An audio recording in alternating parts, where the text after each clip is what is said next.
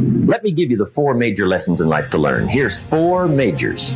It's good to study the majors. In our weekend seminar, we teach. Some people don't do well because they major in minor things. You've got to be on the lookout. At the end of every week, end of every month, you've got to check, make sure you're not spending major time on minor things. We go through that whole series.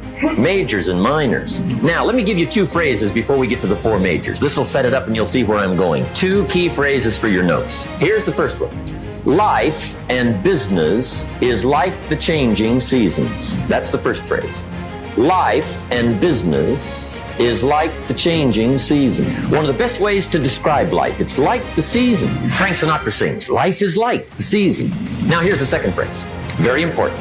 You cannot change the seasons, but you can change yourself. You can't change the seasons, but you can change yourself. And see, that's how life gets better for you, not by chance, but by change. Now, here's the 4 major lessons in life to learn. I've got my first book finished. Came out a couple of weeks ago. This is in it. The 4 major lessons in life to learn. Here they are. Number 1, learn how to handle the winters. That's lesson 1. They come right after falls with regularity.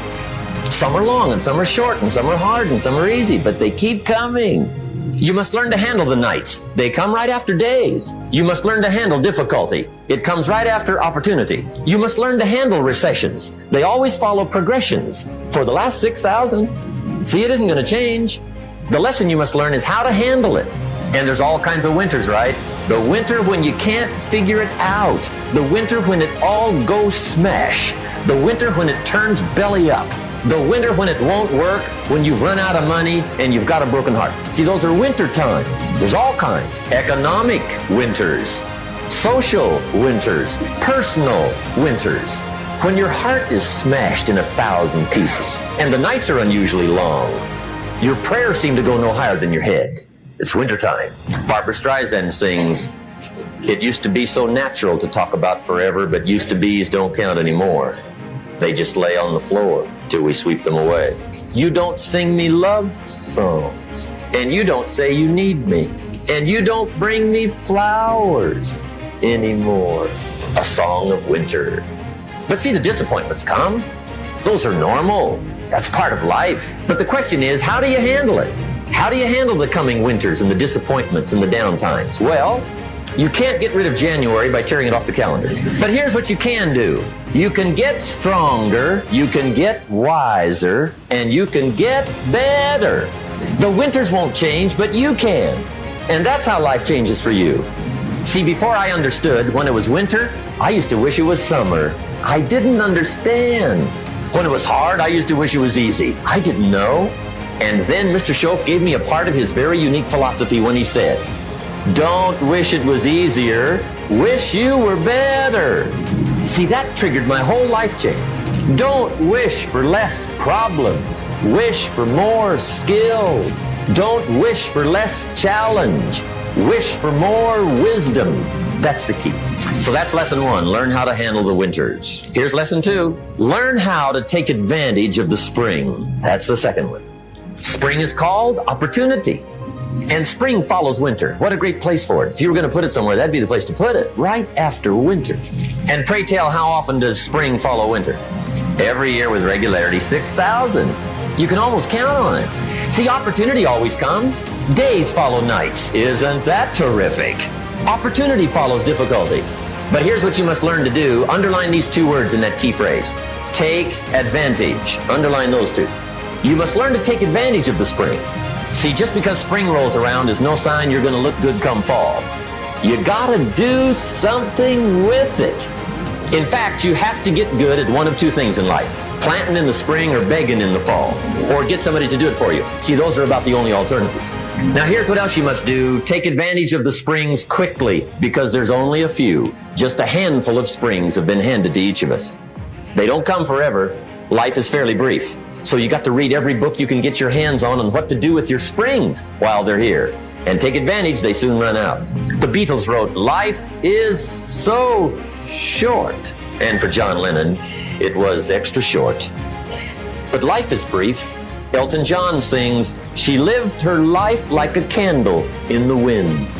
It's brief. So whatever you're going to do with your life, you got to get at it. Don't just let the springs pass. Here's the third major lesson in life to learn. Learn how to protect your crops all summer. You got to take care of what you start. Sure enough, as soon as you've planted your garden in the spring, the busy bugs and the noxious weeds are out to take it. And here's the next bit of truth. They will take it unless you prevent it. And that's the third major skill to learn. You've got to learn to prevent the intruder from taking all the good you start. It's one of the challenges. Here's two key phrases under number 3.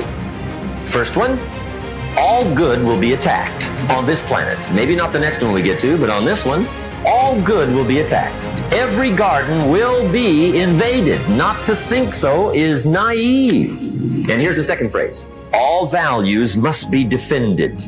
Political values, social values, community values, family values, marriage values, friendship values, business values. Every garden must be tended all summer. Third major lesson.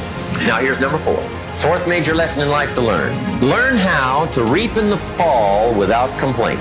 Learn to reap come harvest time without complaint. Take full responsibility for what happens to you.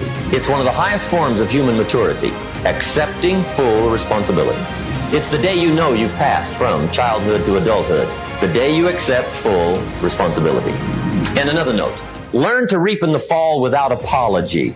Without apology if you do well, and without complaint if you don't. That's maturity.